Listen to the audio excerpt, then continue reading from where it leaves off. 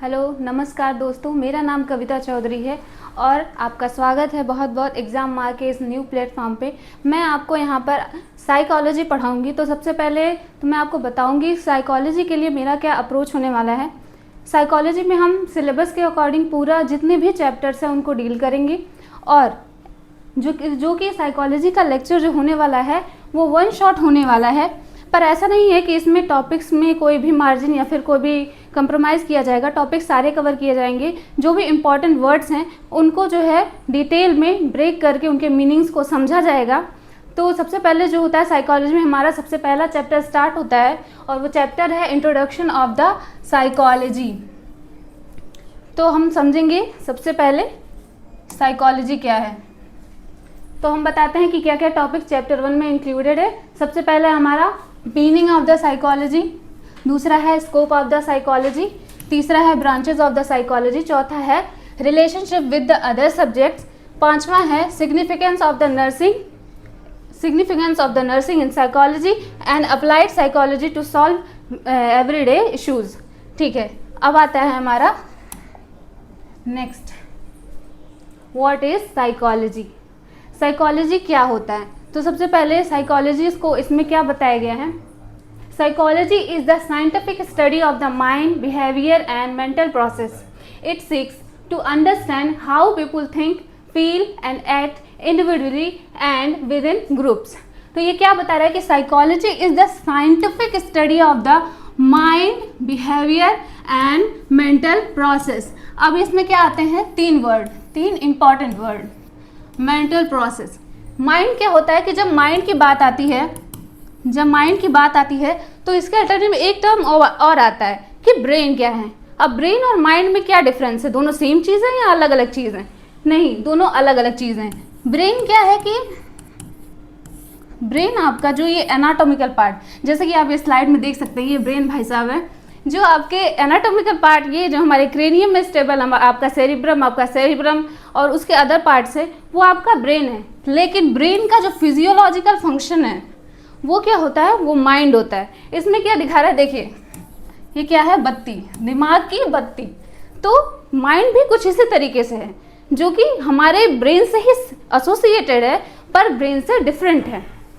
हाँ, तो हम बिहेवियर की बात कर रहे थे। बिहेवियर क्या होता है? बिहेवियर क्या होता है कि जो हम बाहर से देखते हैं, जैसे कोई भी इंसान दुखी है तो वो रो रहा है, कोई भी इंसान खुश है तो वो हंस रहा है, खेल रहा है, कूद रहा है, जो भी वो बाहर दिखाई देता है वो हमारा क्या होता है, बिहेवियर होता है। और तीसरा जो है हमारा मेंटल प्रोसेस। मेंटल प्रोसेस क्या, जो हमारे ब्रेन में, जो हमारे इंट्रासाइकी में चलता है, जैसे कि हमारा थिंकिंग हो गया, परसेप्शन हो गया, इंटेलिजेंस हो गया, रीजनिंग हो गया, ये सब कुछ जो होता है ये रिलेटेड किससे है, मेंटल प्रोसेस से। तो क्या होता है कि psychology is the scientific study of the mind, behaviour and mental process. It seeks the and understand how people think, feel and act individually and within groups. Psychology covers various aspects of human life such as emotions, motivation, relationship, cognition, development and mental health. ये मैं आपको पहले ही बता चुकी हूँ कि जो होता है ये मेंटल प्रोसेस के पार्ट होते हैं। Psychology is the science of human behaviour. Definition क्या कहते हैं, according to the Walter Bowers Pillsbury 1911 क्या कहते हैं कि psychology is the science of human behaviour. जैसा कि मैंने बताया कि बिहेवियर क्या होता है, जो हमें बाहर से दिखाई देता है। तो ये कह रहे हैं कि साइकोलॉजी जो है, जो इंसानों के बिहेवियर है, इंसानों का बाहर से दिखने वाला बिहेवियर है, वो उसकी स्टडी होती है, एक साइंटिफिक स्टडी होती है। हमारा दूसरा डेफिनेशन है psychology is the science of behaviour. ये किसने दिया था, जेबी वॉटसन ने। जेबी वॉटसन, इन्होंने भी यही बताया कि ह्यूमन का क्या बिहेवियर है, उसके हिसाब से साइकोलॉजी को इन्होंने डिफाइन किया है। अब आता है हमारा नेक्स्ट हमारा तीसरा डेफिनेशन जो है वो क्या है, psychology is the science which aims to give us better understanding and control of the behaviour of the organism as whole. ये भी बिहेवियर के बारे में ही बात कर रहे हैं। जैसा कि आप जानते हैं, मैंने कहा कि बिहेवियर जो होता है, जो बाहर से दिखाई देता है, वो उसकी स्टडी होती है साइकोलॉजी। तो इसमें बताया कि ऑर्गेनिज्म, चाहे वो ह्यूमन हो चाहे वो एनिमल हो, इन सब के जो बाहर दिखाई देने वाला बिहेवियर होता है उनकी स्टडी होती है psychology.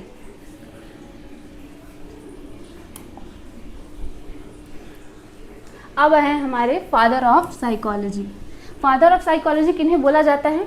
The father of psychology is often attributed to Wilhelm Wundt because of established the first psychology laboratory at the University of Leipzig in Germany in 1879। इन्होंने जो विलियम वुडेंट है, इन्होंने जो होता है पहला एक्सपेरिमेंटल लैब बनाया था जिसमें जो होता है साइकोलॉजिकल बेसिस पे स्टडी की गई थी, डिफरेंट मेथड्स यूज़ किए गए थे लोगों के बिहेवियर को समझने के लिए।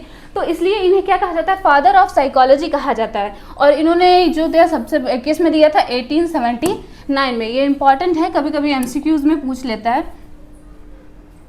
उसके बाद हमारा मीनिंग ऑफ साइकोलॉजी। साइकोलॉजी का क्या मीनिंग है? The term psychology is derived from Greek word psyche meaning soul और mind and logia meaning study and research. इसका मीनिंग क्या है कि साइकोलॉजी जो होता है, साइकोलॉजी दो वर्ड से मिलकर बना है साइकी। साइकी मीनिंग इन्होंने बताया माइंड एंड सोल। जब इन दोनों को कलेक्टिवली जोड़कर बनाया जाता है तो ये कलेक्टिवली एक मीनिंग देता है कि study of psychology, study of mind and study of soul. अब आता है हमारा evolution of the psychology meaning. देखिए अलग अलग टाइम पीरियड पे अलग अलग लोगों ने अपनी अपने थॉट्स, अपने अपने परसेप्शन, अपनी अपनी स्टडी को रिप्रेजेंट किया साइकोलॉजी के बारे में। तो जो हमारा एंशिएंट ग्रीक टाइम है उसमें जो होता है फिलोसोफर्स जो थे उन्होंने क्या बताया कि साइकोलॉजी क्या है? साइकोलॉजी क्या है कि वो स्टडी ऑफ सोल है, स्टडी ऑफ सोल है। अब सोल क्या चीज़ है? उनके कॉन्सेप्ट में सोल जो होता है वो एक ऐसी चीज़ है, एटर्नल चीज़, जो कि बियॉन्ड द बॉडी एग्जिस्ट करती है। बॉडी में भी जब लोग जिंदा रहते हैं तब भी, मरने के बाद भी एग्जिस्ट करती है। लेकिन क्या है कि जब क्या बोलते हैं विलियम जेम्स आए हमारे नेक्स्ट ईयर्स में, विलियम जेम्स आए तो उन्होंने क्या किया, जो ये स्टडी ऑफ सोल का कॉन्सेप्ट है इसको स्टडी ऑफ माइंड से क्या किया, रिप्लेस कर दिया। इन्होंने बताया कि सोल जो है, जो इसको वो बता रहे हैं कि वो बियॉन्ड द बॉडी एग्जिस्ट करती है, पर ऐसा नहीं है। माइंड जो है वो बॉडी का पार्ट है, बॉडी में ही एग्जिस्ट करता है। उसके बाद आते हैं हमारे next William wouldn't. William wouldn't ने क्या बताया था? जैसा कि मैंने पहले भी बताया, ये कौन है? ये फादर ऑफ एक्सपेरिमेंटल साइकोलॉजी। इन्होंने पहली लेबोरेटरी बनाई थी। तो इन्होंने क्या किया? इन्होंने बताया कि साइकोलॉजी क्या है? Study of conscious experience. Conscious experience meaning कि जो अपने आप होता है हमारे साथ, जैसे कि हम अपने आप सोचते हैं, हम अपने आप कुछ भी बिहेवियर शो करते हैं, खाते पीते हैं, चलते हैं, हंसते रोते गाते हैं। तो इन्होंने बताया जो अपने आप हो रहा है उसकी स्टडी होती है साइकोलॉजी, ठीक। और ये जो बेसिकली बेस्ड होता है, इन्होंने बताया था अपने एक्सपेरिमेंट्स के बेसिस पे, ये जो होता है एक वर्ड होता है इंट्रोस्पेक्शन। इंट्रोस्पेक्शन इन्होंने जो होता है कुछ ग्रुप ऑफ पीपल्स को सिलेक्ट किया था और उसमें जो होता है इन्होंने लोगों को बताया था इंट्रोस्पेक्शन की टेक्निक बताया था। और उन्हें बताया था कि आप अपने थॉट्स को, अपने परसेप्शन को जो है वो खुद से देखिए, खुद से बताइए और उनके बारे में एक कंप्लीट, एक जनरलाइज आइडिया निकाला था। और वो जनरलाइज आइडिया क्या था? Study of conscious experience. उसके बाद हमारे आए थे क्या next? B.F. Skinner. B.F. Skinner कौन है? B.F. स्किनर जो आपको आगे पढ़ाया जाएगा साइकोलॉजी में, इन्होंने जो होता है कई सारी थियरीज दी थी, बिहेवियरिज्म की थियरीज दी थी। तो इन्होंने क्या बताया था कि साइकोलॉजी जो होता है वो स्टडी ऑफ बिहेवियर होता है। इन्होंने बिहेवियर के बारे में बताया क्योंकि ये जो होता है बेस्ड होता था ऑपरेंट कंडीशनिंग के थियरी पर। तो उन्हें बताता है ह्यूमन बिहेवियर की स्टडी को क्या बोलते हैं? साइकोलॉजी बोलते हैं। उसके बाद हमारा नेक्स्ट है scope of nursing. Basically topic ये है कि क्या स्कोप है साइकोलॉजी का नर्सिंग में। तो आपको बता दें कि द स्कोप क्या होता है। पहले तो ये समझना चाहिए कि स्कोप क्या होता है।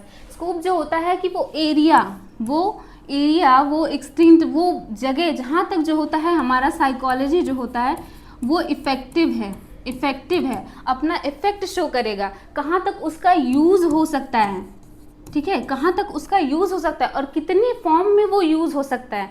तो स्कोप जो होता है ये बेसिकली बताता है यही। तो स्कोप ऑफ साइकोलॉजी नर्सिंग ये जो बता रहा है, ये कह रहा है कि कितने तरीके से जो होता है वो साइकोलॉजी नर्सिंग फील्ड में यूज़ होता है। तो ये जो है 2 पॉइंट्स पे जो होता है वो निर्भर करता है। पहला है हमारा the limits of its operation and application. The limits of its operation meaning कि कितने हद तक इसकी सीमाएं हैं, कितनी हद तक साइकोलॉजी जो है वो नर्सिंग फील्ड में यूज़ हो सकती है। उसके बाद आता है इसका एप्लीकेशन, कितने फॉर्म में इसका यूज़ हो सकता है ये बता रहा है एप्लीकेशन। दूसरा हमारा पॉइंट है the branches topic and subject matter with which it deals. तो इसके कितने ब्रांचेस हैं। Psychology not a little thing, psychology कोई छोटा सब्जेक्ट नहीं है, बहुत ही ब्रॉड है। इसको समझना, क्योंकि ये नर्सिंग का पार्ट है और अप्लाइड साइकोलॉजी है, पर ये बहुत ब्रॉड है। तो इसके जो है वो ब्रांचेस हैं, ब्रांचेस टॉपिक्स हैं, और इसका जो कंटेंट है, इसका सब्जेक्ट मैटर है, ये भी जो होता है वो डिसाइड करता है एक्चुअल में कि साइकोलॉजी की स्टडी, उसका स्कोप जो होता है वो नर्सिंग में कितना इम्पॉर्टेंट है। अब आगे हमारा ऑपरेशंस एंड एप्लीकेशन। ऑपरेशन और एप्लीकेशंस के बेसिस पे सबसे पहला point, it describes all types of life activities and experiences whether cognitive, affective, implicit, explicit, conscious, unconscious, subconscious of living organism. तो ये क्या कहने की कोशिश कर रहा है कि it describes all type of activities, all type of that experience whether cognitive. Cognitive क्या बताता है? Cognitive is motor, cognitive is thinking, perception, intelligence, memory, जो कुछ भी आपका मेंटल प्रोसेस है रिलेटेड है उससे, ये जो होता है ये कॉग्निटिव वर्ड जो होता है ये डिफाइन करता है। उसके बाद हमारा अफेक्टिव हमारा जो होता है वो हमारे रिलेटेड होता है, जो हमारे भाव होते हैं उससे रिलेटेड होता है, जो हमारे इंटरनल जो एक निकलता है आउटकम वो होता है। उसके बाद हमारा इम्प्लिसिट, एक्सप्लिसिट, जो इनसाइड है, जो आउटसाइड है, और कॉन्शियस जो अपने आप घटित हो रहा है, अनकॉन्शियस जिसके बारे में हम अवेयर भी नहीं है लेकिन फिर भी वो माइंड में एक फंक्शन की तरह हो रहा है। उसके बाद क्या? सब कॉन्शियस, जिसके बारे में जो सब कॉन्शियस हम कहते नहीं कि हमारा सब कॉन्शियस माइंड वो होता है पर हम अवेयर नहीं होते हैं।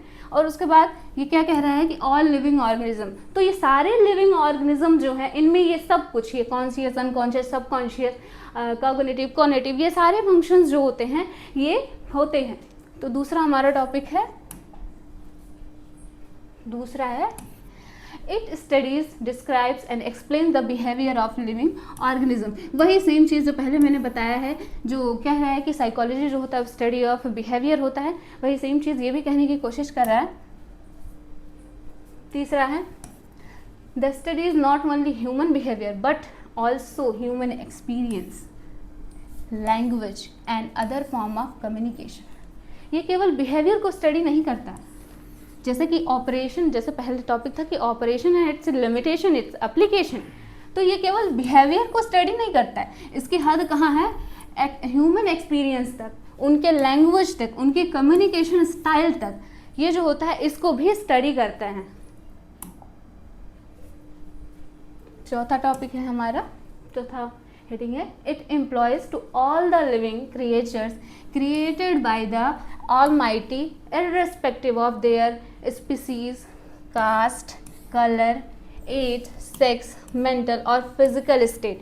ये क्या कह रहा है? ये कह रहा है कि जितने भी गॉड ने हमारे बनाए हुए हैं, चाहे वो किसी भी कास्ट के लोग हों, किसी भी स्पीसीज के हों, कोई भी हो, उनका क्या सेक्स है, उनका क्या मेंटल, उनका क्या फिजिकल स्टेट है, इस पर डिपेंड नहीं करता है, लेकिन साइकोलॉजिकल स्टडी इन सभी पर की जाती है। पांचवा, it also studies the behaviour of the animal, insect, bird and plant life. Psychology जो होती है वो केवल ह्यूमंस तक लिमिटेड नहीं है, बल्कि वो एनिमल्स, बर्ड्स एंड क्या बोलते हैं, इंसेक्ट्स, उनको भी इंक्लूड करती है। अब आ गया हमारा branches of psychology. Branches of psychology, जैसा कि सेकेंड हमारा पॉइंट था कि जो होता है साइकोलॉजी वो ब्रांचेस टॉपिक्स में डिवाइड होता है, तो इसमें बता रहा है कि ब्रांचेस ऑफ साइकोलॉजी जो होता है वो फर्दर जो होता है दो पार्ट में डिवाइड है। फर्दर एक होता है प्योर और दूसरा होता है एप्लाइड।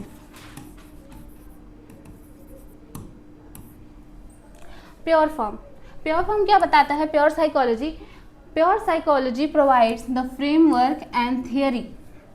प्योर साइकोलॉजी जो होता है एक क्या बताता है? फ्रेमवर्क, जो इसके बेसिक प्रिंसिपल होते हैं, बेसिक थियरीज होती हैं। प्योर साइकोलॉजी जो होता है ये इनको कवर करता है, इसमें क्या क्या है, it deals with formulation of psychological principle and theories. ये कह रहा है कि ये डील करता है formulation of psychological principle and theories. मैंने पहले ही बताया कि जो होता है ये प्योर फॉर्म होता है और ये बेसिक प्रिंसिपल और थियरीज को बनाता है। तीसरा हमारा it suggest various method and technique for the analysis, assessment, modification and improvement of the behaviour. ये क्या कह रहा है कि ये जो साइकोलॉजी है इसमें इंक्लूड होते हैं वेरियस मेथड्स होते हैं, टूल्स होते हैं जो कि हेल्प करते हैं असेसमेंट में, एग्जामिनेशन में, और उसके अकॉर्डिंग जो होता है एक कलेक्टिव रिजल्ट बनता है।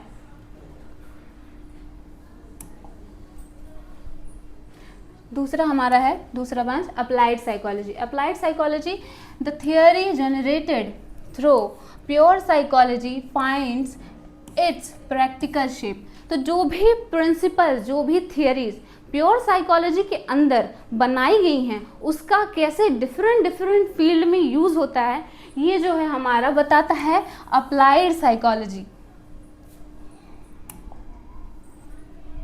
अब देखिए ये चार्ट है, ये फ्लो चार्ट है, बता रहा है कि साइकोलॉजी जो होता है इसकी ब्रांचेस कैसे दो पार्ट में डिवाइड हुए हैं। पहला है हमारा प्योर साइकोलॉजी और दूसरा है हमारा अप्लाइड साइकोलॉजी। प्योर साइकोलॉजी के अंदर भी फर्दर कुछ सब हेडिंग्स आते हैं और उसमें क्या क्या है, general psychology, abnormal psychology, social psychology, physiological psychology, para psychology, Jio psychology, developmental psychology and experimental psychology. और अप्लाइड साइकोलॉजी में क्या आते हैं, educational psychology, clinical psychology, industrial psychology, legal psychology, military psychology and political psychology. अब सबसे पहले मैं आपको बताऊंगी प्योर साइकोलॉजी के सब ब्रांचेस के बारे में। सबसे पहला हमारा हो गया जनरल साइकोलॉजी। जनरल साइकोलॉजी क्या है, जो जनरल प्रिंसिपल्स हैं, जो जनरल थियरीज हैं, एक ओवरऑल जो बेसिक बनाई गई हैं, ये जो होता है हमारा जनरल साइकोलॉजी के अंदर आता है। दूसरा होता है हमारा एबनॉर्मल साइकोलॉजी। एबनॉर्मल साइकोलॉजी जो होता है वो बेसिकली स्टडी करता है जो एबनॉर्मल बिहेवियर डेवलप होते हैं ह्यूमंस में, एनिमल्स में, ये बेसिकली उनको स्टडी करता है। एबनॉर्मल बिहेवियर में आपके जो होते हैं adaptive and mall adaptive behaviour होते हैं। अडाप्टिव बिहेवियर जो होते हैं वो नॉर्मल ह्यूमन के बिहेवियर होते हैं, पर होता क्या है कि किसी भी डिजीज़ की वजह से या फिर स्ट्रेस, एंजाइटी और इम्पेयरमेंट की वजह से जो होता है इनका जो अडॉप्टिव बिहेवियर है माल अडॉप्टिव बिहेवियर में कन्वर्ट हो जाता है। और जो तीसरा जो हमारा है ये सोशल साइकोलॉजी। सोशल साइकोलॉजी ये डील करता है कि हमारा क्या साइकोलॉजी होता है अपने दोस्तों के बीच में, फ्रेंड्स के बीच में, फैमिली के बीच में, कम्युनिटी लेवल पे लोगों के बीच में। तो ये जो होता है ये सोशल साइकोलॉजी बताता है इसके बारे में। चौथा है फिजियोलॉजिकल साइकोलॉजी। फिजियोलॉजिकल साइकोलॉजी जो है ये बता रहा है कि हमारी बॉडी के जो बेसिक फिजियोलॉजिकल फीचर्स हैं, हार्मोन्स, हमारे बॉडी के ऑर्गन्स जो काम करते हैं उसका क्या इफ़ेक्ट पड़ता है हमारे माइंड पे। माइंड जो कि हमारे साइकोलॉजी के लिए रिस्पॉन्सिबल है उसका क्या इफ़ेक्ट पड़ता है, ये जो होता है ये बताता है। उसके बाद हमारा आ गया नेक्स्ट पैरासाइकोलॉजी। पैरासाइकोलॉजी काफ़ी इंटरेस्टिंग है। पैरासाइकोलॉजी जो होता है ये बताता है कि एक अलग ही पैरानॉर्मल एक्टिविटीज़, अलग ही कॉन्सेप्ट है इसका। रीबर्थ का कॉन्सेप्ट, कैसे रीबर्थ का क्या कॉन्सेप्ट है। लोगों एंड ऑफ लाइफ एक्सपीरियंस, जब लोग मरते हैं तो कहते हैं कि हमें फील होता है कि जैसे कोई लाइट निकली और वह ऐसे शू करके गई, और क्या होता है हमें आवाज़ें सुनाई देती है, भगवान ऐसे मुझे दिखाई देते हैं। तो ये सारे जो कॉन्सेप्ट होते हैं ये पैरासाइकोलॉजी के अंदर आते हैं। नेक्स्ट है हमारा जियो साइकोलॉजी। जियो साइकोलॉजी बताता है कि इन्वायरमेंट का हमारे क्या होते हैं साइकोलॉजी, हमारे माइंड पर, हमारे बिहेवियर पर क्या इफेक्ट पड़ता है, जियो साइकोलॉजी। उसके बाद हमारा आता है डेवलपमेंटल साइकोलॉजी। डेवलपमेंटल साइकोलॉजी बताता है जैसे कि ह्यूमंस का डिफरेंट स्टेज है। इन्फेंट स्टेज हो गया, चाइल्डहुड स्टेज हो गया, उसमें प्री स्कूलर, स्कूलर स्टेज हो गया, अडोलसेंट हो गया, अडल्ट हो गया। इन डिफरेंट फेजेस पे जो होता है वो ह्यूमन की साइकोलॉजी जो अलग अलग होती है, अलग अलग तरीके से डेवलप होती है। तो बेसिकली जो डेवलपमेंटल साइकोलॉजी है ये इससे डील करता है। और जो हमारा लास्ट है वो हमारा एक्सपेरिमेंटल साइकोलॉजी है। एक्सपेरिमेंटल साइकोलॉजी जो होता है वो हमारे laboratory psychology, various tools and techniques and procedures के थ्रू जो होता है डिफरेंट ग्रुप ऑफ पीपल्स पे जो स्टडीज़ की जाती हैं, उसके अकॉर्डिंग जो प्रिंसिपल, जो थियरीज दी जाती हैं, वो जो होता है ये एक्सपेरिमेंटल साइकोलॉजी जो होता है बताता है। उसके बाद हमारा आ गया next branch applied psychology. Applied psychology, जैसा कि मैंने बताया था कि बेसिक प्रिंसिपल जो प्योर के होते हैं, प्योर साइकोलॉजी के, वो उनका एप्लीकेशन स्पेसिफिक फील्ड में होता है, और वो स्पेसिफिक फील्ड में सबसे पहला हमारा आता है एजुकेशनल साइकोलॉजी। एजुकेशनल साइकोलॉजी में देखिए, स्टूडेंट टीचर्स क्लास में इंटरेक्ट करते हैं तो स्टूडेंट की क्या साइकोलॉजी होती है, टीचर का क्या साइकोलॉजी होता है कि वो स्टूडेंट से डील करे, स्टूडेंट के माइंडसेट को समझे, उनके हिसाब से जो होता है स्टूडेंट टीचर एक इंटरेक्शन होना चाहिए ताकि उनका लिया हुआ लेक्चर वो काफ़ी इफेक्टिव हो। जैसे कि मैं आपको अगर पढ़ा रही हूँ तो मेरी क्या साइकोलॉजी है कि मैं आपको जो होता है साइकोलॉजी के ईच एंड एवरी टॉपिक को कवर करूं और मैं आपको उनके मीनिंग्स को इजी वे में अलग तरीके से पढ़ाऊं।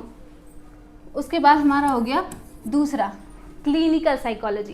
क्लिनिकल साइकोलॉजी जो है, जैसे कि हमारे मेंटल हॉस्पिटल्स हो गए, उसमें जब हम जाए तो मेंटल पेशेंट को हम देखते हैं तो उनकी क्या साइकोलॉजी है, उनकी जैसे कि हम उनकी कंडीशन को समझना चाहें तो कैसे उनके बिहेवियर जो होते हैं वो इतना बदल जाते हैं, कैसे वो एबनॉर्मल हो जाते हैं नॉर्मल से, तो ये जो स्टडी होती है उसकी वो क्लिनिकल साइकोलॉजी के अंदर आती है। उसके बाद आगे हमारा इंडस्ट्रियल साइकोलॉजी।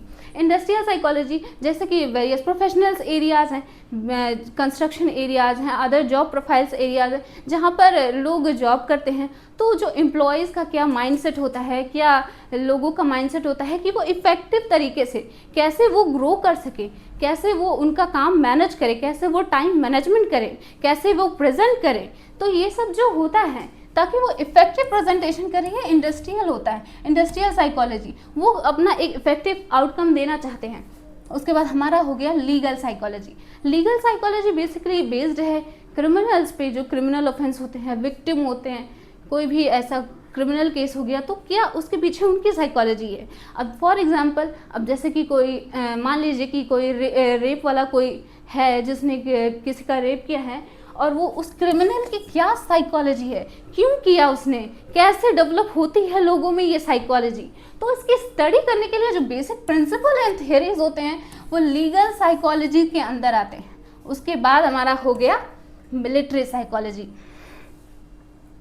मिलिट्री साइकोलॉजी में क्या है, मिलिट्री साइकोलॉजी जो होता है ये बताता है कि जो मिलिट्री पीपल्स होते हैं वो फिज़िकली कितने स्ट्रांग होते हैं, पर सिर्फ फिज़िकली ही नहीं, वो मेंटली भी बहुत स्ट्रांग होते हैं, क्योंकि कोई भी उन्हें ये सिखाया जाता है कोई भी युद्ध कभी भी शरीर के दम पे केवल नहीं लड़ा जाता, दिमाग के बल पर भी लड़ा जाता है। इसलिए उनका जो साइकोलॉजी, उनका जो माइंड होता है, उनका जो परसेप्शन होता है, वो हर चीज़ को लेके बहुत ही स्ट्रांग बनाया जाता है। तो मिलिट्री साइकोलॉजी जो होता है ये बेसिक प्रिंसिपल ये समझाता है कि उनकी साइकोलॉजी कैसे डेवलप की जाती है।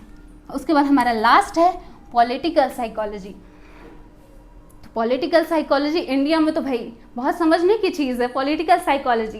तो पॉलिटिकल साइकोलॉजी में क्या होता है, कैसे पॉलिटिकल, कैसे वो अपने स्पीचेस को रिप्रेजेंट करते हैं इंडिया के लेवल पे, नेशनल लेवल पे, वर्ल्ड वाइड लेवल पे, कैसे वो अपने स्पीचेस को प्रेजेंट करते हैं, कैसे वो लोगों से कम्युनिकेट करते हैं, कैसे निगोशिएट करते हैं, तो ये सब जो होता है ये पॉलिटिकल साइकोलॉजी के अंतर्गत आता है।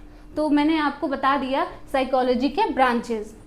बायोसाइकोलॉजी, बायोसाइकोलॉजी क्या कहता है, biopsychology examines how biological structure and function of the body affect behaviour. Biopsychology जो होता है ये कहने की कोशिश कर रहा है कैसे हमारी बॉडी की नॉर्मल फिजियोलॉजी, कैसे हमारी बॉडी का हार्मोनल लेवल, कैसे हमारी बॉडी के अदर ऑर्गन्स जो होते हैं वो हमारी जो होता है माइंड की साइकोलॉजी को, माइंड के फंक्शन को जो होता है वो अफेक्ट करते हैं। और दूसरा हमारा है clinical neuro psychology. Clinical neuro psychology unites the area of biopsychology and clinical psychology focusing on the relationship between biological factor and psychological disorder. ये कहने की कोशिश कर रहा है कि जो बायोसाइकोलॉजी, ये क्या बोलते हैं, क्लिनिकल न्यूरोसाइकोलॉजी है, ये बायोसाइकोलॉजी और क्लिनिकल साइकोलॉजी ये दोनों को मिलाकर बातें कर रहा है। ये कहने की कोशिश कर रहा है कि बायोसाइकोलॉजी जो हमारी बॉडी के फंक्शंस है फिजियोलॉजिकल, वो कैसे अफेक्ट कर रहे हैं, और clinical focusing on the relationship between biological factor and psychological disorder, इनका क्या साइकोलॉजिकल डिसऑर्डर मतलब जो भी कनेक्शन है इनके बीच में, ये इसको जो होता है एक्सप्लेन करने की कोशिश कर रहा है। तीसरा हमारा है cognitive psychology. Cognitive psychology focuses on the study of higher mental process. Higher mental process मैंने आपको बताया था, thinking, perception, intelligence, memory, reasoning, rationalisation, ये सब कुछ जो होता है ये कॉग्निटिव फंक्शंस के अंदर आते हैं, और ये जो होते हैं ये इसकी साइकोलॉजी को डिफाइन करता है। Counselling psychology. Counselling psychology focuses primarily on educational, social, career adjustment problem। ये साइकोलॉजी जो होता है बेसिकली डील करता है एजुकेशनल प्रॉब्लम से, social and career adjustment problem से। Cross cultural psychology.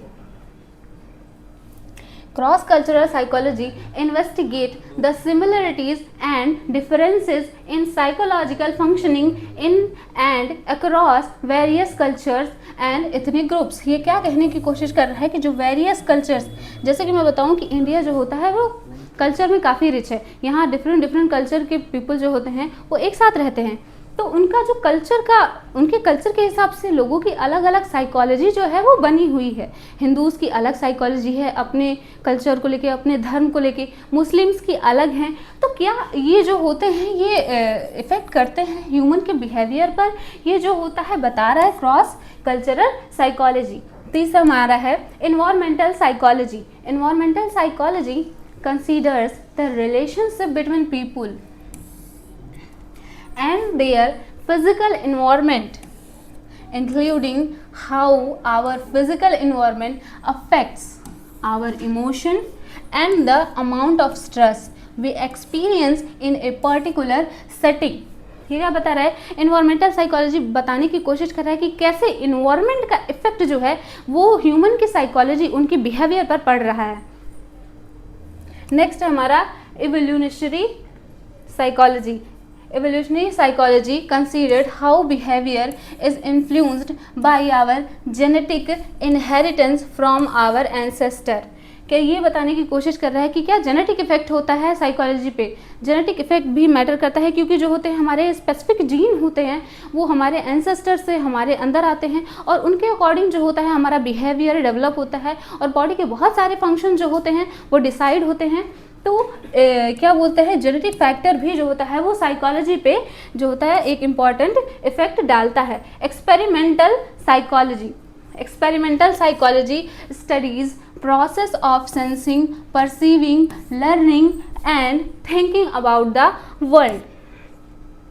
Experimental psychology, जैसे कि मैंने पहले भी ब्रांचेस में आपको बताया था कि एक्सपेरिमेंटल साइकोलॉजी का जो होता है वेरियस प्रोसीजर्स, मेथड्स, टूल्स होते हैं जिसमें जो होता है एक्सपेरिमेंटल लेबोरेटरीज़ में और लोगों के बीच में जो होता है साइको एनालिस्ट, साइकोलॉजिस्ट जो होते हैं वो यूज़ करके एनालाइज करते हैं, एक प्रिंसिपल, एक थियरी जनरेट करते हैं और उसको जो होता है वो एक जनरलाइज आइडिया प्रेजेंट करते हैं। तो ये जो होता है एक्सपेरिमेंटल साइकोलॉजी जो होती है वो क्या बोलते हैं, सेंसिंग, परसीविंग और लर्निंग, कैसे जो होता है ये प्रोसेस होते हैं ह्यूमंस में एंड एनिमल्स में, ये इसको जो होता है एक जो होता है एविडेंस बेस्ड जो होता है इंफॉर्मेशन ये देता है।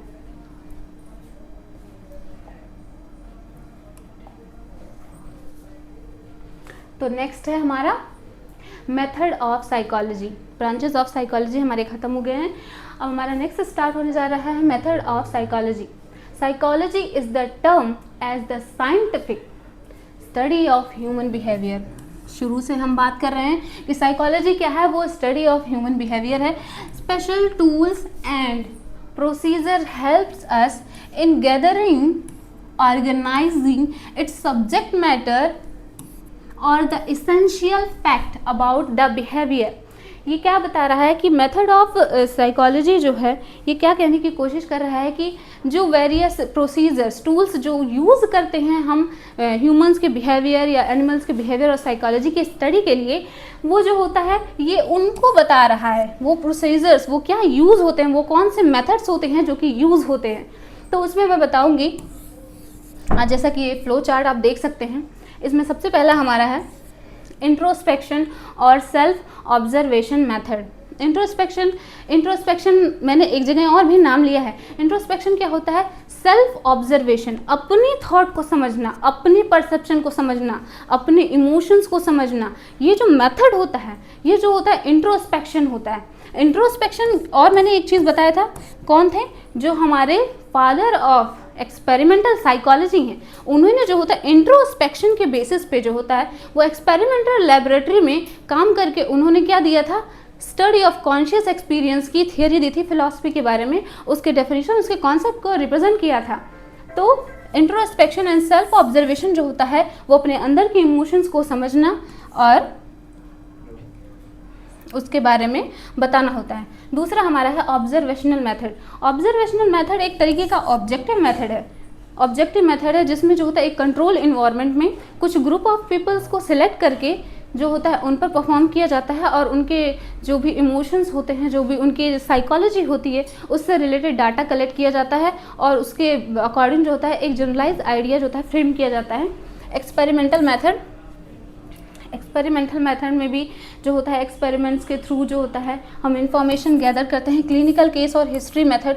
क्लिनिकल केस किसी भी एक स्पेसिफिक इंडिविजुअल को लेकर क्लिनिकल केस, जैसा कि केस स्टडी नॉर्मल होता है, उसको लेकर उस पर डीप स्टडी की जाती है, उसके ईच एंड एवरी स्टेप्स को देखा जाता है, वो हमारे क्लिनिकल हिस्ट्री के अंदर आते हैं। सर्वे मेथड जो होता है ये बेसिकली एक लार्ज पॉपुलेशन पे किया जाता है, एक large number of data collect करने के लिए किया जाता है। और उसके बाद हमारा नेक्स्ट है जेनेटिक और डेवलपमेंटल मेथड। जेनेटिक और डेवलपमेंटल, जैसा कि मैंने बताया कि इस ह्यूमन साइकोलॉजी पे या फिर एनिमल साइकोलॉजी पे जेनेटिक का काफ़ी इफेक्ट पड़ता है। जो होते हैं वो क्या होते हैं, जेनेटिक का जो होता है डिफरेंट एज ग्रुप के अकॉर्डिंग जो होता है ह्यूमंस की साइकोलॉजी को स्टडी करते हैं। तो पहला हमारा एक्सपेरिमेंटल मेथड जो होता है, जिसके बारे में मैंने आपको बताया, in psychology experimental study is used to study the cause and effect relationship regarding the nature of the human behaviour. तो एक्सपेरिमेंटल जो होता है ये मेथड जो होता है बेसिकली क्या कॉजेज़ हैं उनके बिहेवियर के, उनके नए नए एक्सपीरियंसेस के, उसके स्टडी को बताता है। और उसके बाद इसका एग्जांपल्स में क्या दिया गया है? Laboratory studies. एक्सपेरिमेंटल है तो लेबोरेटरी स्टडीज़ हैं। And randomise control trial. ये क्या होता है? ये जो होता है बेसिकली ये भी एक तरीके की स्टडी है साइकोलॉजी। इसमें क्या किया जाता है कि रैंडमली जो होता है, जो भी हमारा साइको एनालिस्ट होता है वो क्या करता है, ग्रुप ऑफ पीपुल्स को सिलेक्ट कर लेता है, ग्रुप ऑफ पीपुल्स को सिलेक्ट करेगा और वो उन पर अपने प्रिंसिपल जो भी उसने स्टडी किया है अपने एक्सपीरियंसेस के थ्रू उसको अप्लाई करता है और क्या करता है, एक जनरलाइज आइडिया गैदर करता है उनके बारे में। तो एक कंट्रोल जो होता है सेटिंग में ये परफॉर्म किया जाता है और बिना किसी जो होता है प्लानिंग के जो होता है रैंडमली पीपल पर परफॉर्म किया जाता है, इसलिए जो होता है इसको बोलते हैं रैंडमाइज कंट्रोल ट्रायल। उसके बाद हमारा दूसरा है ऑब्जर्वेशनल मेथड। मैंने आपको बताया था observing behaviour is a natural और कंट्रोल सेटिंग विदाउट मैनिपुलेशन। मतलब यही था कि ऑब्जर्वेशनल मेथड जो होता है ये एक तरीके का ऑब्जेक्टिव मेथड है जो कि एक कंट्रोल सेटिंग में जो होता है कुछ ग्रुप ऑफ पीपल्स को जो होता है ऑब्जर्व किया जाता है। इसमें स्टेप्स होते हैं। स्टेप में क्या गया, ऑब्जर्वेशन ऑफ बिहेवियर पहला हो गया, दूसरा हो गया नोटिंग ऑफ बिहेवियर, तीसरा हो गया interpretation and analysis of the behaviour और चौथा है हमारा जनरलाइजेशन। पहले स्टेप में क्या करते हैं, हमने लोगों को सिलेक्ट कर लिया है, उन्हें एक कंट्रोल सेटिंग में जो होता है स्टेबल कर लिया है। अब हम क्या करेंगे, उनके बिहेवियर को ऑब्जर्व करेंगे, उनके ईच एंड एवरी बिहेवियर को ऑब्जर्व करेंगे, उनकी यूनिक बिहेवियर को, उनकी जो पुरानी बिहेवियर्स हैं सबको ऑब्जर्व करेंगे, ठीक है। उनको क्या करेंगे, नोटिफाई करेंगे। तीसरा जो है हमारा इंटरप्रिटेशन एंड एनालिसिस। अब जितने भी उनके कलेक्टिव इन्फॉर्मेशन एक साइको एनालिस्ट के पास आए हैं वो क्या करेगा, उनको इंटरप्रिटेट करेगा अपनी प्रिंसिपल, अपने थियरीज, अपने नॉलेज के अकॉर्डिंग उनको क्या करेगा, इंटरप्रिटेट करेगा। और लास्ट में जो होता है जनरलाइजेशन, एक जनरलाइज्ड आइडिया, जनरलाइज रिजल्ट जो होता है वो शो करेगा, वो रिप्रेजेंट करेगा। उसके बाद नेक्स्ट है हमारा case study method. Case study method में क्या बताया मैंने, in depth study of a single individual और a small group. This method is used by clinical psychologist, psychiatrist, psychiatric social worker in child guidance clinic और mental hygiene clinics and the allied institution. तो यही बताने की कोशिश कर रहा है कि केस स्टडी जो होता है वो इन डेप्थ स्टडी होती है, जो कि एक सिंगल इंडिविजुअल पर और स्मॉल ग्रुप ऑफ पीपल दोनों पर परफॉर्म किए जा सकते हैं। और वो उनके जो होते हैं, ये जो हमारे स्पेशलिस्ट होते हैं, क्लिनिकल साइकोलॉजिस्ट, साइकेट्रिस्ट और साइकेट्रिक सोशल वर्कर जो होते हैं, ये स्पेशलिस्ट होते हैं जो कि ये केस स्टडी जो होते हैं परफॉर्म करते हैं। उसके बाद हमारा आ गया next survey method. Survey method जो होता है, सर्वे मेथड इन्वॉल्व्स कलेक्शन और gathering of information from large number of people by using questionnaires, inventories, checklist, rating scale and interview. ये बेसिकली क्या है, ये बेसिकली वो टूल्स हैं जिनका यूज़ करके कोई भी साइको एनालिस्ट, कोई भी साइकोलॉजिस्ट, कोई भी स्पेशलिस्ट जिसे साइकोलॉजी के बारे में नॉलेज है, वो क्या करता है, इनका यूज़ करके क्या करता है, वो इन्फॉर्मेशन गैदर करता है। अब इसके क्या मेरिट्स हैं, a large amount of data can be collected in A shorter time. इसमें क्या होता है, क्योंकि ये सर्वे मेथड है, एक लार्ज ग्रुप ऑफ पीपल्स पे परफॉर्म किया जा रहा है, तो एक large number of data collect होगा इसके थ्रू। पर इसका डीमेरिट क्या है, the behaviour is not observe directly. ऐसा हो सकता है क्योंकि हम बहुत ज़्यादा लोगों के बीच में ये परफॉर्म कर रहे हैं, तो कभी कभी होगा कि नहीं ऑब्जर्व कर पाएंगे हम उतना क्लियरली, जो उनके यूनिक बिहेवियर हैं, जो उनके यूनिक रिस्पॉन्सेज हैं, एक्सपीरियंसेस हैं, नहीं कर पाएंगे। तो इसका जो होता है ये डीमेरिट होता है। नेक्स्ट है हमारा self observation method. Self observation method मैंने पहले ही आपको बताया, इंट्रोस्पेक्शन मेथड होता है, जो कि it is not possible to understand the inner feeling and experience of others.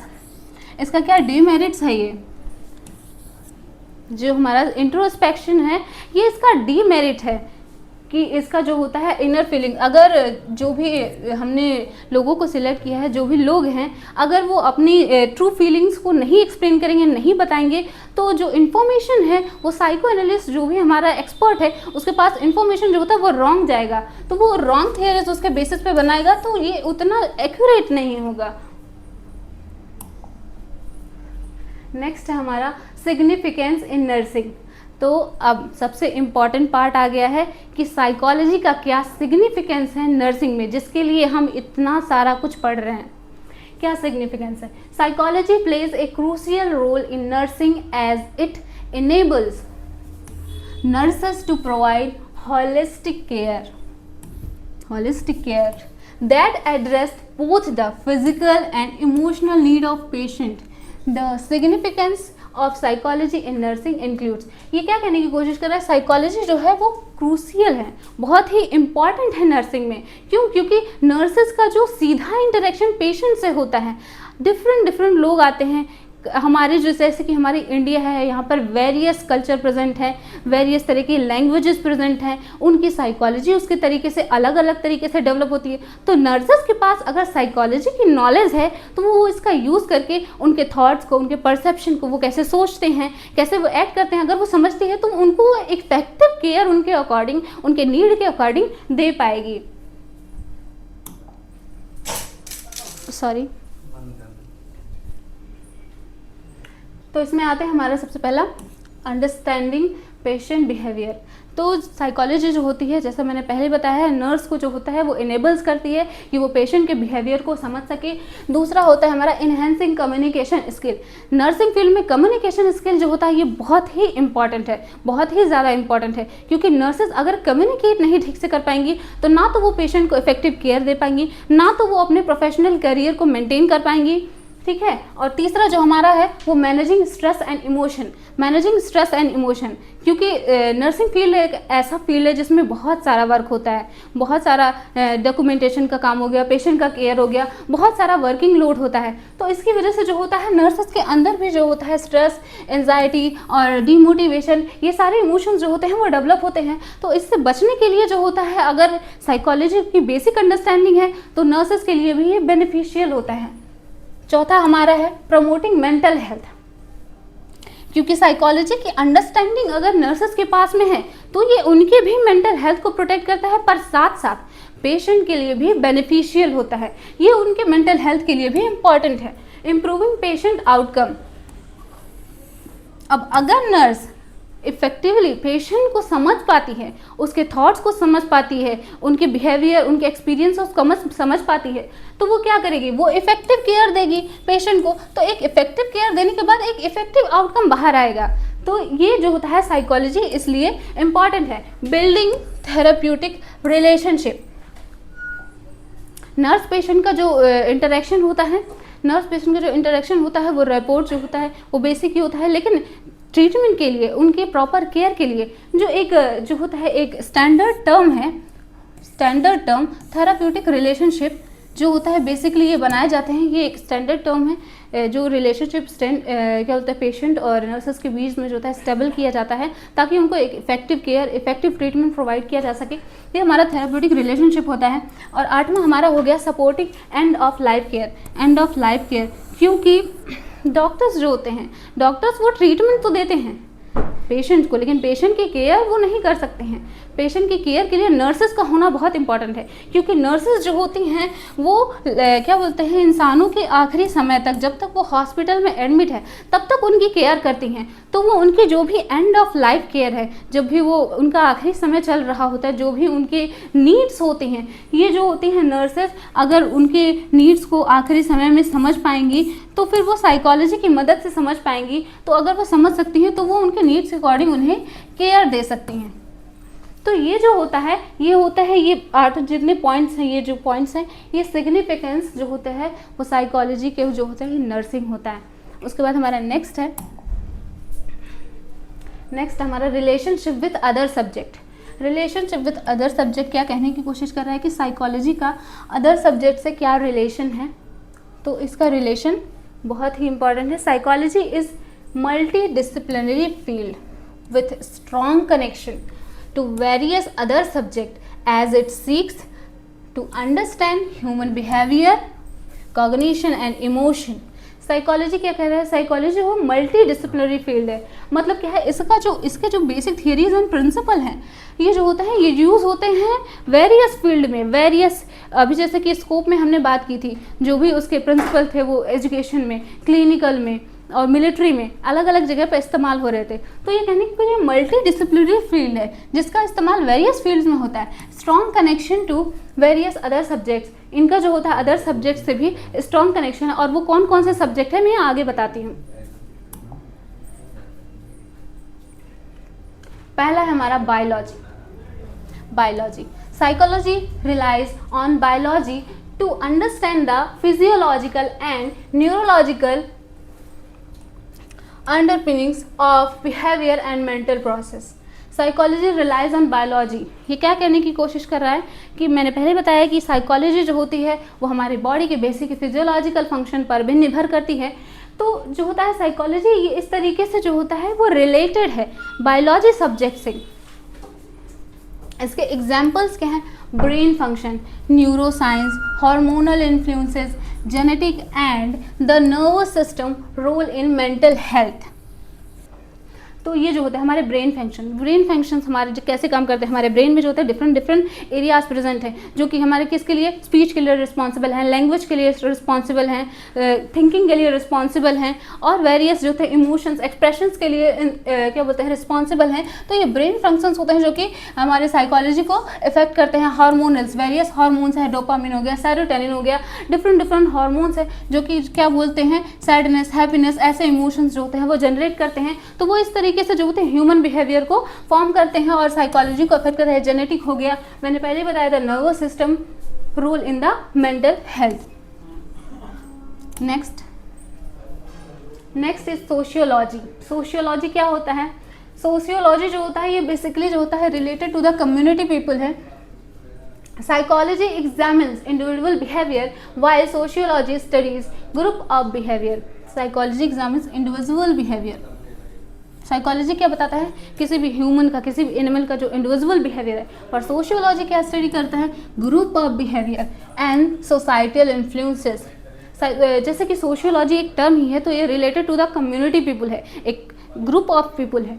तो फिर इसमें क्या करता है? Making the to complementary and understanding of human actions and social contact. ये जो रिलेटेड कैसे है सोशियोलॉजी से, क्योंकि ग्रुप ऑफ पीपल्स है उनका क्या आपस में रिलेशंस होता है, कैसे वो अकेले में बिहेव करते हैं, कैसे वो लोगों के बीच में, फैमिली फ्रेंड्स इन सब में बिहेव करते हैं। तो ये जो होता है इस तरीके से सोशियोलॉजी सब्जेक्ट से जो होता है वो रिलेटेड है। इसके एग्जाम्पल्स में हमारा गया social psychology, group dynamics, conformity and cultural norms. जो हमारे कल्चरल नॉर्म्स है, वेरियस कल्चरल नॉर्म्स है, सबके अपने अलग अलग हैं। नेक्स्ट है हमारा anthropology. Anthropology studies human cultures and evolution providing insight into the cultural and historical influences on psychological process।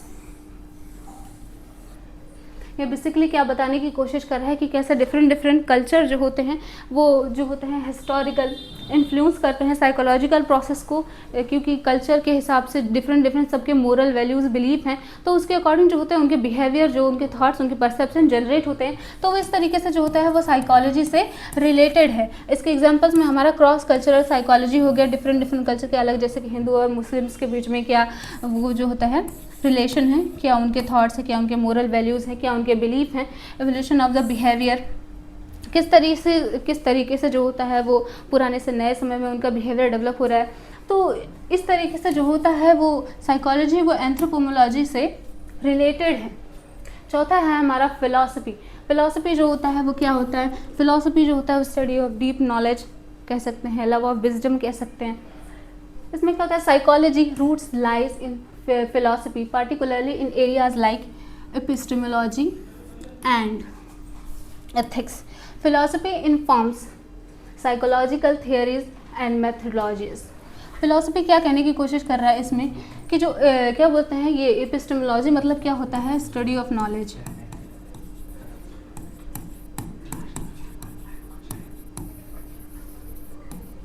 Study of knowledge and ethics. जो फिलॉसफी जो होता है एक तरीके का डीप नॉलेज होता है, लव ऑफ विजडम होता है। तो ये जो होता है ये जिस तरीके से हमारे फिलोसफर्स होते हैं स्टडी करते हैं, जो उनका मेंटल प्रोसेस होता है इसको लेकर, जो इससे कनेक्टेड है वो जो होता है हमारा फिलॉसफी है। और इसमें जो होता है हमारा एग्जाम्पल्स है mind body problem, free will and the nature of the consciousness. क्योंकि ये जो होते हैं nature of the consciousness deep meanings है, किस तरीके से जो होता है हमारा नेचर ऑफ कॉन्शियसनेस है, किस तरीके से हमारा कॉन्शियसनेस एक्ट करता है, कैसे थिंक करता है, कैसे जो होता है उसके रिस्पॉन्सेस बाहर आते हैं। तो जो होता है हमारा नेचर ऑफ कॉन्शियसनेस होता है। नेक्स्ट है हमारा medicine. Clinical psychology overlaps with psychiatry in diagnosing and treating mental illness. Psychology also contribute to health psychology, focusing mental and physical well-being. Medicine, ये कैसे मेडिसिन से रिलेटेड है? देखिए साइकोलॉजी की जो इफ़ेक्टिव स्टडी है अगर इफ़ेक्टिव होती है तो उसके अकॉर्डिंग जो होती है मेंटल में ही देखा जाए, हमारा मेंटल हेल्थ नर्सिंग जो होता है उसमें ही देखा जाए डिफरेंट लोग होते हैं, पेशेंट्स होते हैं, उनकी डिजीज़ डिफरेंट डिजीज़ कंडीशन से वो सफ़र करते हैं। तो फिर अगर उनके जो होता है हम साइकोलॉजी को समझते हैं तो उनके अकॉर्डिंग हम जो होता है ट्रीटमेंट जो होता है तय करते हैं। तो ट्रीटमेंट जो होता है उनके साइकोलॉजी के अकॉर्डिंग तो ये काफ़ी इफेक्टिव होता है जब साइकोलॉजी की स्टडी करके करते हैं। तो इस तरीके से जो होता है वो मेडिसिन के लिए भी साइकोलॉजी जो होता है उसकी स्टडी इम्पॉर्टेंट है। एग्जाम्पल में हमारा psychotherapy, psychosomatic disorders, stress management, इसमें एग्जांपल्स में दिए गए साइकोथेरेपी, जो हमारा जो साइकेट्रिक इलनेस है उनको ट्रीट करने के लिए वेरियस थेरेपीज़ दी जाती हैं। साइकोथेरेपीज होता है स्ट्रेस मैनेजमेंट के लिए दी जाती हैं। तो ये जो होता है इस तरीके से साइकोलॉजी जो है वो मेडिसिन से रिलेटेड है और ये मेंटली इल पीपल के लिए जो होता है ये फ़ायदेमंद होता है। Psychology informs teaching and learning methods. Next हमारा जो है वो एजुकेशन हमारा सब्जेक्ट हो गया।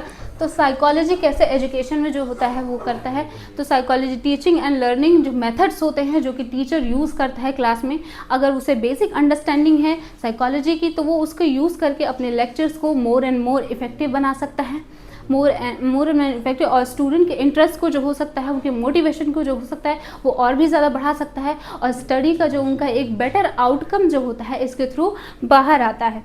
उसके बाद हमारे एग्जाम्पल्स इसमें आगे हमारे child psychology, learning theories and special education. Child psychology जो होता है, अगर टीचर के पास जो होता है स्टूडेंट्स के जो होते हैं अगर साइकोलॉजी की बेसिक अंडरस्टैंडिंग है तो वो उनके नीड्स के अकॉर्डिंग जो होता है अपने लेक्चर्स को प्लान करता है, अपने नोट्स को प्लान करता है ताकि वो ज़्यादा से ज़्यादा जो होता है वो लर्निंग आउटकम दे सके। वेरियस लर्निंग थियोरीज भी बनाई हैं जो कि आगे के आपको साइकोलॉजी के लेक्चर्स में जो होता है वो बताया जाएगा, जो कि क्या बोलते हैं स्टूडेंट्स के लिए, स्टूडेंट्स के लर्निंग में जो होते हैं वो इम्पॉर्टेंट रोल प्ले करते हैं।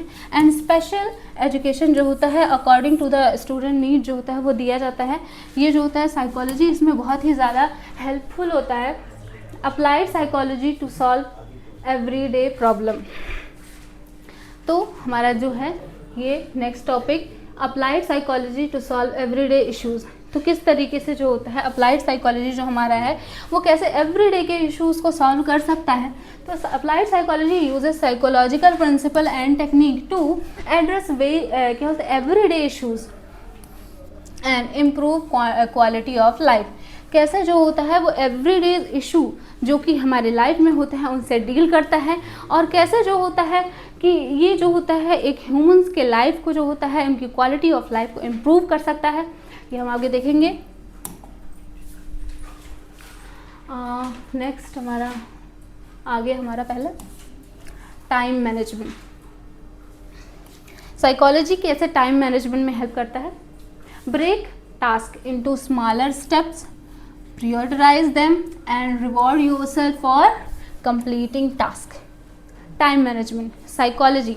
अब जैसे कि आप जानते हैं कि हमारे पास जैसे कि प्रोफेशनल लेवल पे या किसी भी स्टूडेंट्स के लेवल में टाइम मैनेजमेंट कितना इंपॉर्टेंट होता है। तो साइकोलॉजी की जो बेसिक अंडरस्टैंडिंग है वो कैसे हेल्प करती है कि अगर उसे है कि कैसे उसे अपनी लर्निंग को मोर एंड मोर इफेक्टिव बनाना है, तो वो क्या करेगा कि जो भी उसका टास्क है पहले तो वो क्या करेगा उसे स्मॉल पार्ट में उसे तोड़ेगा, उसको क्या करेगा उसको प्रायोरिटी देगा, उसको स्टेप बाय स्टेप अरेंज करेगा, फिर क्या करेगा उस टास्क को अपने कंप्लीट करेगा ऑन टाइम। फिर अगर उसने अपने टास्क को कंप्लीट कर लिया है तो उसके लिए रिवॉर्ड देगा, खुद को रिवॉर्ड देगा, या फिर टीचर्स जिन्होंने उन्हें टास्क दिया वो उसे रिवॉर्ड देंगे। इससे क्या होता है जो वो मोटिवेशन जो होता है स्टूडेंट्स का वो इनहेंस होता है। हमारा नेक्स्ट है हमारा stress management. Stress management practice mindfulness, deep breathing और challenge irrational thoughts contributing to stress. Stress management में क्या है कि जो साइकोलॉजी होता है वो बेसिक अंडरस्टैंडिंग अगर उसकी है तो जो हमारे various day to day life की जो हमारे वर्क है जिनकी वजह से इतना स्ट्रेस होता है, और आज की जनरेशन तो सबसे ज़्यादा जो होता है वो स्ट्रेस की प्रॉब्लम से अफेक्टेड है। तो जो होता है साइकोलॉजी जो होता है उसकी बेसिक अंडरस्टैंडिंग वो लोगों को इतना इनेबल करती है कि जो होते हैं वो खुद अपने स्ट्रेस लेवल को जो मैनेज कर सकते हैं डिफरेंट एक्टिविटीज़ डिफरेंट मेथड्स के थ्रू। तो नेक्स्ट हमारा तीसरा हमारा इम्प्रूविंग रिलेशनशिप। कैसा हमारा इम्प्रूविंग रिलेशनशिप साइकोलॉजी जो होती है ये हमें हेल्प करेगी कि कैसे हम जो होते हैं अपने थॉट्स को अपने इमोशंस लेवल को कैसे बैलेंस करें, कैसे अंडरस्टैंड करें, ताकि जो हमारा रिलेशन हमारे फैमिली मेम्बर्स के साथ, हमारे दोस्तों के साथ, हमारे बड़े लोगों के साथ क्या हो सके वो अच्छा हो सके। हमारे रिलेशनशिप अगर अच्छे होंगे तो हम काफ़ी ज़्यादा मोटिवेटेड रहेंगे, काफ़ी ज़्यादा पॉजिटिव रहेंगे, और अपने जितने भी लाइफ के टास्क हैं उनको जो होता है हम टाइम पे कंप्लीट करेंगे और हमारा स्ट्रेस लेवल भी इससे कम होगा। चौथा है बिल्डिंग बेटर हैबिट्स। साइकोलॉजी कैसे जो होता है बेटर हैबिट्स जो होता है वो डेवलप करने में हेल्प करता है। Reward yourself for sticking to positive habits and reduce temptation for bad ones. ये कहने की कोशिश कर रहा है reward yourself for sticking to positive habits, जो भी आपने अच्छी आदतें डेवलप की हैं अपने लिए, अपने बेनिफिट्स के लिए, उसके लिए खुद को प्रेज करें। और अगर आपने कुछ बैड एक्शंस, कुछ गलत किए हैं, तो उसके लिए अपने आप को एक पनिशमेंट, या फिर पनिशमेंट नहीं कहे तो अपने आप को सुधारने के लिए एक बिलीफ, एक थॉट अपने दिमाग में ज़रूर लाए। इसके लिए जो होता है साइकोलॉजी हमें जो होता है, क्योंकि साइकोलॉजी जो होता है वो एक स्ट्रॉन्ग माइंडसेट प्रोवाइड करता है, तो इतना जो होता है पर्सन के पास एबिलिटी आती है कि वो अपने एक्शंस को इस तरीके से जो होता है वो क्लासीफाई करे और उसे जो होता है उसे सॉल्व करने की एबिलिटी दे। तो हमारे पास एक क्लास आ गया हमारा। और नेक्स्ट क्या क्या हो सकते हैं, हमारा हो गया डिसीजन मेकिंग में हेल्प कर सकता है, कॉन्फ्लिक्ट रिजोल्यूशन में हेल्प करता है, बूस्टिंग मोटिवेशन, मोटिवेशन को इन्हेंस करता है, इन्हेंसिंग लर्निंग, लर्निंग को इन्हेंस करता है, उसको इफ़ेक्टिव बनाता है, उसको और ज़्यादा प्रमोट करता है। हमारा लास्ट वाला हो गया मेंटेनिंग मेंटल हेल्थ। अब अगर इतना कुछ कोई भी इंसान साइकोलॉजी की स्टडी करने के बाद इतना कुछ वो मेंटेन कर सकता है, तो उसके पास एक वेल स्टेबल मेंटल हेल्थ होगा।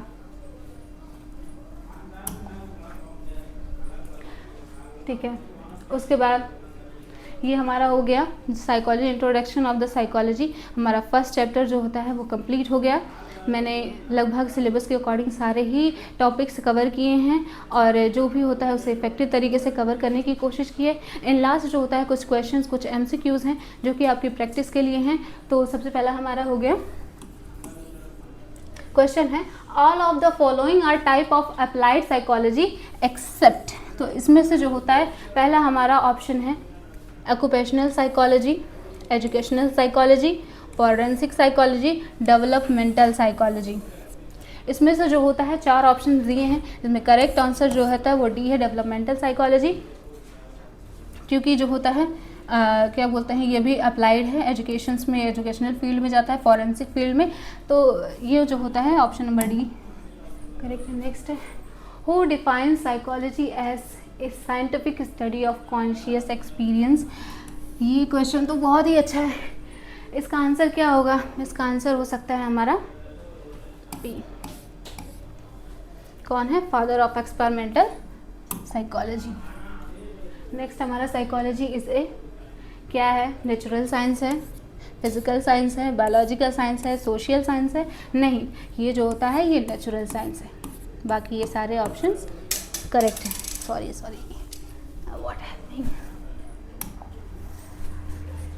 हाँ ठीक है, तो फिर यहाँ पर जो होता है चैप्टर नंबर 1 पूरी तरीके से ख़त्म होता है। मैंने जो होता है ईच एंड एवरी टॉपिक्स को कम्प्लीटली डिटेल में और उसके अच्छे से उनके मीनिंग को समझाया,